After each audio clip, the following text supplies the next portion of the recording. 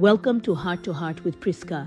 Today, we are exploring a topic that touches every single one of us, rejection, and why it isn't the end, but the beginning. In this session, we'll look at how to redefine your value, recognize the protection in a no, and understand how every setback is actually preparing you for what's next. Hello everyone, I'm Prisca. If you've ever been told no, overlooked, or felt like a door was closed in your face, this conversation is specifically for you. Rejection is painful, it stings, it makes us question our path, our decisions, and even our worth. But I want you to remember one thing right now. Rejection is not the end of your story. Sometimes it is simply the beginning of a new chapter you never imagined for yourself. This episode is all about that transformation, turning the pain of rejection into the power of redirection. Let me share my story with you. When I moved to Canada, I didn't come empty-handed. I came with a solid education, professional experience, and a heart full of hope. I expected the transition to be smooth. I thought my background would open doors immediately, but reality looked very different than my dreams. Like many immigrants, I faced a wall of rejection. Job applications went unanswered, hundreds of them sent out into the void. Interviews didn't always lead to offers. In fact, most didn't. Each no felt like a personal failure, a weight I had to carry every day. There were moments I deeply questioned myself. I wondered, am I good enough? Did I make the right decision to move? What am I missing? Those moments were painful, they were lonely. But looking back today, I realized those rejections didn't stop my journey. They shaped it. That brings me to the first lesson rejection taught me. Rejection does not determine your value. Read that again. It does not define you. A no from one employer doesn't mean you're incapable.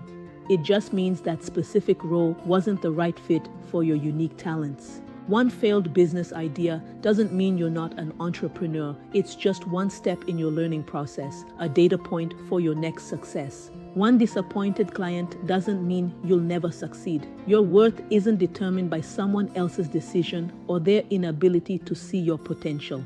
Think about a diamond. If someone doesn't recognize its value and calls it a common stone, does the diamond lose its worth? Of course not. The diamond remains precious regardless of the observer's opinion. The same is true for you. Your value is intrinsic. It is built in. When you stop letting rejection dictate your self-worth, you become unstoppable. You stop seeking permission to be great and you just start being. Your worth is defined by your character, your skills, and your heart, not by an HR manager's email or a business partner's exit. The second lesson is one that took me a while to truly grasp. Sometimes rejection is actually protection. It's a shield, not a weapon. Looking back, there are opportunities I desperately wanted that never happened. Relationships I fought for that ended. Roles I prayed for that I didn't get. At the time, I was devastated. I felt like I was losing everything. But today, I am incredibly grateful for those closed doors. Because if those doors had opened, I might never have discovered the new opportunities that were waiting just around the corner. I might never have met the incredible people who have supported me or started this very program, Heart to Heart with Prisca. Not every closed door is a loss. Sometimes it is divine protection, keeping you away from paths that would have led to heartache or stagnation. Think of it like a parent steering a child away from a hot stove. The child might be upset in the moment, but the parent is acting out of love. We don't always see the hot stoves in our lives, but we can trust that a closed door is often a sign to look in a better direction. When you view rejection as protection, you stop grieving what was lost and start looking forward to what is being preserved for you. Trust the process. Trust that what is meant for you will not pass you by, and what passes you by was never meant for your highest good. And finally, the third lesson. Every rejection is preparation. It is the training ground for the greatness that is coming your way. Every interview I didn't get improved my confidence for the next one. Every setback strengthened my resilience and my ability to bounce back. Every challenge I faced taught me something specific, a skill, a perspective, a level of patience that I still use today in my work and life. Growth often happens in the waiting. It happens in the moments when we are forced to reevaluate, reskill, and recommit to our purpose. We like to think that success is a straight line, but it's more like a series of pivots. Rejection is simply the force that encourages the pivot.